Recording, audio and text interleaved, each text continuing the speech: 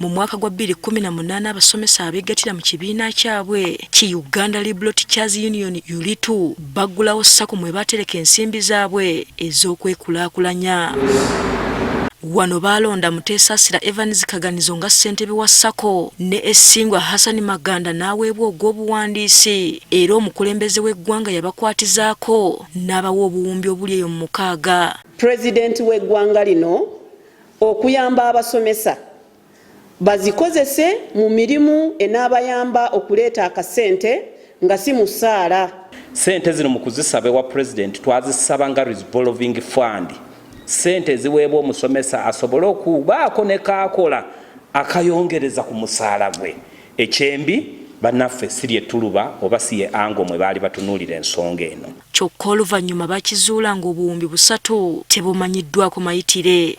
Bo ne bazikwata ne bazikozesa bye baagala nga teri n'omu amanyi nga ne leadership temanyi eya SACCO n'eya union temanyi. Nti twagala abantu bano batuwe sente obuwumbi 3 n'okusobamu bazikozesa batya.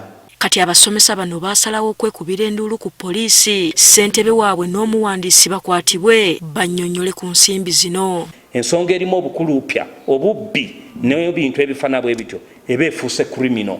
Lwaki Kaganizo twine mujuni bakyayina mu kibuga muno. Banira baasalawo Muteesasira aggyibweko obukulembeze bw'ekibiina kyabwe ne buweebwa abantu abalala. Kaganizo Evans agamba nti asomesa Kakanju Vocational Secondary School mu Bushenyi naye twagenza okufuna obukakafu ng'omusajja baamugoba dda.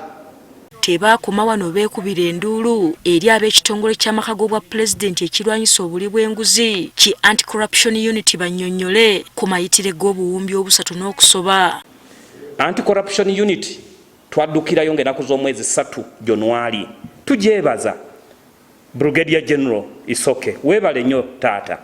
We twogerera bano bakwatiddwa era olwaleero basimbiddwa mu mbuga z'amateeka babitebye mu maaso g'omulamuzi Ronald Kayizo wa kkooti esookerwako eya Buganda Road.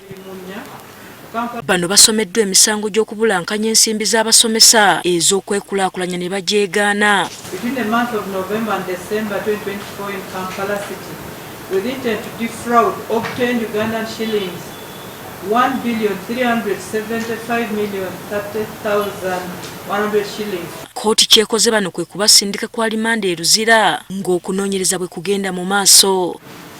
Kati bano baakukomezebwawo mu kkooti eno ng'ennaku z'omwezi 19 omwezi guno. Hasifa Nanvuma agafeeyo ku Spark TV.